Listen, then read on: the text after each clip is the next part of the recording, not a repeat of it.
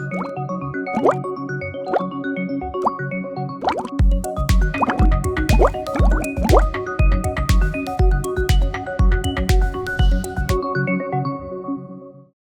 our guest is co-chair of Armenian Assembly of America, Anthony Barsamian. Mr. Barsamian, thank you very much for this opportunity. Thank you, Sargis. Good to be back in Armenia after a long delay. US President Joe Biden has congratulated Prime Minister Nikol Pashinyan in his victory in parliamentary elections, and 2 days ago we had a phone conversation between Pashinyan and US State of Secretary Antony Blinken. And after the visit to South Caucasus of US Assistant State Secretary Phil Ricker, Azerbaijan released 15 Armenian prisoners of war. So has the Biden administration decided to intensify its policy here in this region, especially after Russian-Turkish entente? I believe so. I think that's what you're seeing. You're seeing a more intense U.S. Involvement in the region. They understand the region better, so they're involved. Phil Ricker was here. Obviously, all the POWs should be released immediately. There's no reason why Azerbaijan in the agreement said they would release them. They need to release them. And Secretary Blinken is following Armenia quite closely, and assistance levels are going up. Active work in society and infrastructure in Armenia. U.S. is looking at infrastructure projects. I think there's an intense effort to invest in Armenia. U.S. officials continue to talk on restoring OSCE Minsk Group co-chair format. Can we say that this status quo in Nagorno-Karabakh between Armenia and Azerbaijan after the 44-day war, after Russian-Turkish agreement, it doesn't suit the United States? No, I think the OSCE process is exactly the process that needs to continue, and it does work for the United States. The problem is Azerbaijan went around the process. There was a negotiating process. They declared war with the help of Turkey, and now what you have is an imbalance in the region. You have Azerbaijan having lost a lot of its sovereignty by having Turkey on its soil, by having Russia on its soil. Azerbaijan, even though feels like a victor because they took back some land, actually lost sovereignty in this. The only way to restore a comprehensive peace agreement is to have the OSCE, the French, the Russians, of course, and the United States at the table actively negotiating a comprehensive peace between Nagorno-Karabakh, Armenia, and Azerbaijan. Okay, but what kind of ideas are there in Washington, I mean, in terms of new status quo in this region after Russian-Turkish agreement? I think that the U.S. will come in and say, Joe Biden, for one, is very interested in human rights in the region. And the status quo right now is important, but we have to guarantee the human rights of Armenians of Artsakh. One of the things that I would argue is that humanitarian assistance has to go into the region from the United States and from United Nations. Refugees left the Lachin corridor, aid has to go in through the Lachin corridor. Mr. Barsamian, we have several announcements by Aliyev that Armenians should forget about Karabakh.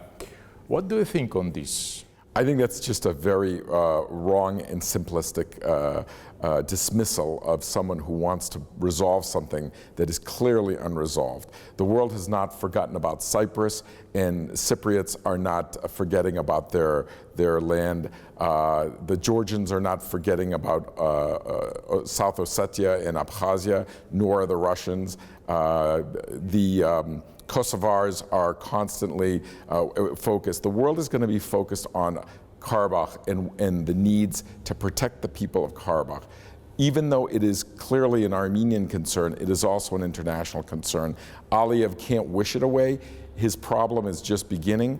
A ceasefire is not a peace deal, and he needs to understand this and come up with a solid understanding. He can't also, talk as if this is resolved when he walks around in military fatigues as if there's still a war going on. So if he's willing to make peace with its neighbor, and I've always said, Georgia, Armenia, Azerbaijan. The only way this region works is if there's comprehensive peace, there's economic and arrangements where they work together at some level, but that's only going to come after a peace agreement, a really solid peace agreement between Armenia and Azerbaijan.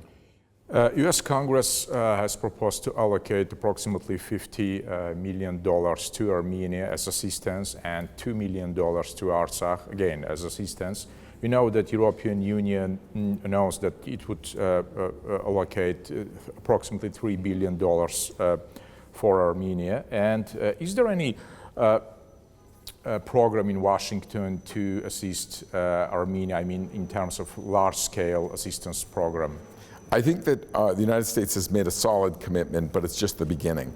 Again, we'll look at Millennium Challenge as an opportunity. We'll look at other programs for international assistance.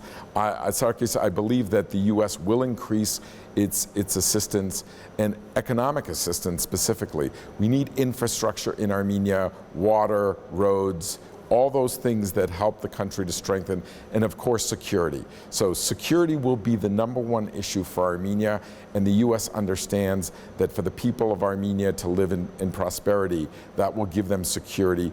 Border security is a huge issue right now, both for Artsakh and for Armenia, and that's something that we're dealing with currently. What do you think, how can U.S. assist Armenia in those issues? I mean, in security issues, in border security issues? I think helping work together with the OSCE, with Russia and France, to have border security that is legitimately made up of others that can help Armenia monitor the borders. Again, the Armenians will not come to a comprehensive agreement until with Azerbaijan until they feel safe. And to have these cross-border incursions onto Armenian soil by Azeris, fully and totally unacceptable. And to say that that's not Armenian land is just a provocation. And even as of yesterday, an Armenian soldier were killed on the Nakhchivan-Armenia border. Fully unacceptable. Do they want peace, or are they going to continue this? If we're going to continue this way, the U.S., I think, will find it fully unacceptable, will enforce 907, and start putting restrictions on Azerbaijan. U.S. President recognized the fact of Armenian genocide, and what would be the next step of Armenian lobbying organizations in America, in particular Armenian Assembly? I think we're very happy now, or very proud that the U.S. government has fully recognized the Armenian genocide. Senate, House, and now the executive office of the president. The next step is to have other countries who have not recognized fully recognize. Ultimately, Turkey needs to come to terms with its historical past, which it will do. Many Turkish Americans, many Turks have said enough with this. The Turkish government has been continuing this lie for 106 years, and they need to stop that. But in order to stop that, the work of the Armenian Assembly is to keep the pressure on, I've said, the UK and Israel. Other countries need to fully and unequivocally recognize the Armenian genocide, and that's going to happen. We will continue our march towards educating school children in the United States and hopefully around the world. This is now, the balance on the Armenian genocide is clearly in the favor of international acknowledgement. It really is time for Turkey to come clean and acknowledge the Armenian genocide. After the war, 44-day war, a number of Armenian diaspora organizations called to the resignation of Pashinyan government. And after these parliamentary elections, what are the ideas in, for example, Armenian American organizations in terms of cooperation with Armenian authorities? Well, this is one place that the Armenian Assembly institutionally has always made the right decision. We are an American Armenian organization, and our principle is of non-interference. We will not interfere in the election of Armenian parties or government until the government is established. I'm here. I had the opportunity to meet with Prime Minister Pashinyan, to meet with President Kocharyan to discuss that. Our message is clear. Come together now. lower the temperature of all the rhetoric of an election. I mean, we in the United States had a very contentious election, and we had all kinds of protests at the US Capitol that were totally unacceptable. Here in Armenia, as I see a few weeks after the election, things seem very back to normal. You have obviously two parties that are experienced, have now served this country. You have other presidents who ran. We need to mature as a country here in Armenia, I would say, and lower the temperature and begin working together. Politics is politics, but at the end of the day, for the good of the nation, all parties have to work. So the Armenian Assembly will never interfere, but will be active on the ground immediately after the election. Okay, thank you very much, sir, for this interview. Thank you. Great seeing you.